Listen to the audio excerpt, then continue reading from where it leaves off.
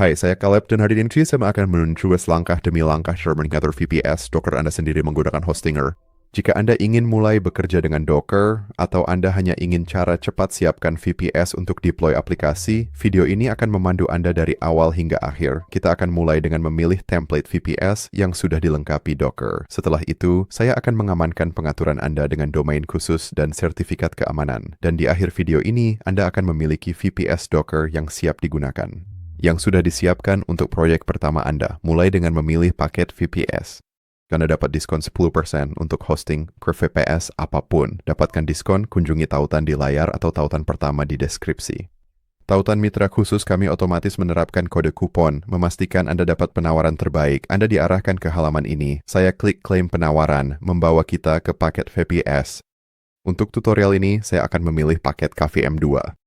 Ini akan memberikan kita 2 inti CPU virtual, RAM 8GB, ruang disk NVMe 100GB, dan bandwidth 8TB.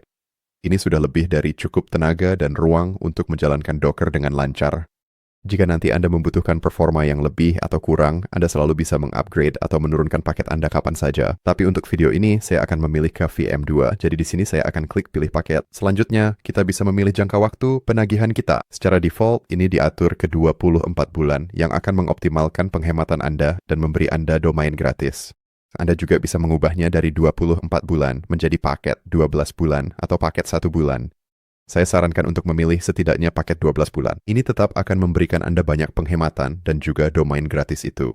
Untuk video ini, saya akan memilih paket 12 bulan. Tepat di bawah ini, Anda bisa mengaktifkan pencadangan otomatis harian. Fitur ini akan mencadangkan data VPS Anda setiap hari, aman dan mudah dipulihkan. Saya akan membiarkan fitur ini nonaktif, lalu pilih lokasi server. Hostinger akan memilih lokasi server terbaik secara default, jadi saya biarkan saja. Sekarang, di bagian paling bawah, kita perlu memilih sistem operasi kita. Silakan ubah dari Play-NOS ke OS dengan panel, dan kita akan mencari template Dogploy di sini. Saya akan klik bagian ini sekarang. Template ini akan langsung dilengkapi dengan Docker, Docker Compose, dan antarmuka visual bernama Dogploy yang sudah terpasang untuk Anda. Ini berarti semua yang Anda butuhkan untuk mulai bekerja dengan Docker akan langsung siap digunakan secara otomatis. Dogploy berfungsi sebagai panel kontrol sederhana untuk Docker, jadi alih-alih menjalankan banyak perintah yang rumit, Anda bisa mengelola kontainer, image, dan layanan Anda dari satu dashboard yang bersih. Ini adalah cara yang sangat ramah pemula untuk membiasakan diri dengan alur kerja Docker, dan saya selalu merekomendasikan menggunakan Dogploy untuk pemula. Dari sini, dengan template Dogploy yang dipilih, mari scroll ke bawah dan klik konfirmasi. Sekarang saya akan scroll kembali ke atas dan memastikan semuanya terlihat baik. Di sini saya bisa melihat kode kupon sudah diterapkan, menghemat 10% dari paket kita. Sekali lagi, jika Anda menggunakan tautan di deskripsi, ini akan otomatis diterapkan pada pembelian Anda. Semuanya terlihat baik di sini, jadi saya akan scroll ke bawah dan klik lanjutkan untuk melanjutkan. Sekarang, langkah berikutnya adalah membuat akun Hostinger jika Anda belum memilikinya. Di sini saya akan langsung memasukkan alamat email saya, lalu saya akan membuat kata sandi. Setelah itu saya akan klik daftar. Sekarang di halaman ini, Anda perlu memasukkan informasi penagihan dan informasi pembayaran Anda. Jadi saya akan langsung melakukannya sekarang. Saya sudah masukin alamat penagihan dan informasi pembayaran saya, jadi saya akan scroll ke bawah di sini dan klik kirim pembayaran untuk melanjutkan. Setelah Anda diarahkan ke halaman ini, klik mulai. Selanjutnya, kita perlu membuat kata sandi root untuk server kita. Di sini juga ada opsi untuk menambahkan kunci SSH, tapi untuk video ini, saya hanya akan menggunakan kata sandi root. Saya akan langsung memasukkan kata sandi saya di sini. Setelah itu terisi, saya akan scroll ke bawah dan klik berikutnya. Di sini ada opsi untuk menambahkan pemindai malware gratis tambahan. Saat saya menyiapkan VPS saya biasanya mematikan fitur ini, hanya untuk memastikan instalasi yang bersih dan rapi. Setelah selesai, saya akan klik selesaikan pengaturan. Dan sekarang VPS kita akan segera disiapkan untuk kita. Proses ini akan memakan waktu beberapa menit, jadi saya akan percepat videonya sampai prosesnya selesai dan kita akan bertemu di langkah berikutnya. Setelah selesai, VPS kita sekarang sudah siap digunakan. Dari sini, Anda bisa menyalin kunci SSH Anda dan Anda juga bisa mengklaim domain.cloud gratis Anda. Untuk masuk ke dashboard VPS Anda bisa klik kelola VPS. Saya akan langsung klik ini sekarang. Dan inilah dia, ini adalah dashboard VPS Anda. Hal pertama yang biasanya saya lakukan di sini adalah mencatat alamat IP server saya. Anda bisa melihatnya di sini. Saya akan menyalinnya karena nanti kita akan membutuhkannya di bagian video berikutnya, tapi alamat ini selalu tersedia di dashboard Anda jika Anda ingin kembali dan mencarinya. Selanjutnya, kita akan memastikan bahwa VPS kita sudah benar-benar terupdate. Di pojok kanan atas, saya akan mencari terminal. Saya akan langsung klik di sini, dan ini akan membuka terminal browser bawaan dari Hostinger. Ini hanyalah jendela perintah sederhana, di mana kita bisa berkomunikasi langsung dengan server kita untuk memperbarui semua yang ada di VPS kita dan memastikan semuanya berjalan dengan versi terbaru. Kita akan menjalankan perintah singkat. Perintah ini juga akan saya cantumkan di deskripsi video, tapi sekarang saya akan langsung mengetikkannya di sini. Sudo apt update, kemudian kita akan membuat dua tanda dan, lalu kita akan mengetik sudo apt meningkatkan -y. Setelah memasukkan informasi tersebut dengan tekan enter atau return pada keyboard Anda dan perintah pembaruan dan instalasi akan dijalankan. Kita akan memberikan waktu beberapa saat untuk memperbarui dan memastikan semuanya berjalan pada versi terbaru. Nah, setelah itu selesai, VPS Anda sekarang sudah diperbarui dan siap untuk langkah selanjutnya. Dari sini, sekarang kita bisa menutup tab Terminal Browser. Saya akan pergi ke bagian atas dan menutup ini, dan sekarang kita kembali ke dashboard VPS kita. Sekarang, langkah selanjutnya adalah membuka Deploy. Sekali lagi, ini adalah panel control yang akan mengelola semua yang berjalan di dalam Docker di server kita. Karena kita sudah memilih template Docker dan Deploy sebelumnya saat mendaftar, keduanya sudah terpasang dan bekerja bersama di latar belakang VPS kita. Untuk mengakses Deploy, mari kita pergi ke kanan atas di sini dan klik pada Manage Panel. Ini akan membuka layar pengaturan Deploy, di mana kita bisa menyelesaikan pengaturan awal kita. Kita akan mulai dengan membuat akun. Saya akan mengisi informasi saya di sini, dan setelah informasi tersebut terisi, saya akan scroll ke bawah dan klik Register. Dan setelah Anda membuat akun, Anda akan diarahkan ke dashboard Deploy. Ini adalah panel kontrol utama untuk segala sesuatu yang berjalan di dalam Docker di server Anda. Kontainer Anda, layanan Anda, proyek Anda, dan semua pengaturan server Anda ada di sini. Di sisi kiri, Anda akan melihat beberapa opsi dan navigasi di sini. Dan tergantung kapan Anda menonton video ini, Anda mungkin juga akan melihat notifikasi pembaruan di bagian bawah. Jika Anda melihat pembaruan tersedia, sebaiknya install pembaruan tersebut agar Deploy tetap menggunakan versi terbaru. Karena ada pembaruan yang tersedia untuk saya akan mengklik pembaruan tersedia. Lalu saya akan mengklik perbarui server. Dan konfirmasi, sekarang kita akan menunggu hingga pembaruan selesai. Dan dengan itu, Deploy sekarang telah diperbarui. Sekarang, setelah pembaruan selesai, hal berikutnya yang ingin saya tunjukkan ada di bagian atas tab browser. Anda akan melihat di bagian atas tertulis tidak aman. Itu karena panel admin Deploy kita masih berjalan di alamat IP mentah server. Panel ini belum terhubung ke domain asli dan juga belum memiliki sertifikat keamanan. Untuk mengatasinya dan memastikan login serta data kita tetap privat saat mengelola Docker, kita akan menghubungkan panel ini ke domain yang sebenarnya, dan kita bisa melakukan semua itu melalui dashboard Hostinger. Jadi saya akan kembali ke panel control VPS Hostinger saya. Baiklah, lalu saya akan pergi ke domain di sisi kiri dan mengklik ini, kemudian saya akan pergi ke portofolio domain. Karena paket VPS saya sudah termasuk domain gratis, saya akan mengklaimnya di sini. Saya akan pergi ke sisi kanan dan mengklik claim domain, lalu saya akan mencari nama domain di sini. Saya akan menggunakan Docker demo VPS, dan itu akan diakhiri dengan .cloud. Saya akan mengklik periksa ketersediaan. Seperti yang Anda lihat, domain tersebut tersedia. Jadi saya akan mengklik claim domain, ini akan mendaftarkan domain tersebut atas nama saya. Dan untuk mulai menggunakan domain kita harus memverifikasinya melalui alamat email kita. Setelah Anda mengklaim domain gratis Anda dan proses pendaftaran selesai, Anda akan menerima email seperti ini. Yang perlu Anda lakukan di sini hanyalah mengklik verifikasi email, lalu saya akan mengklik konfirmasi, dan sekarang domain kita sudah terverifikasi dan siap digunakan. Oke, sekarang kita sudah memverifikasi dan mengklaim domain kita. Saya akan kembali ke halaman ini dan klik lanjutkan.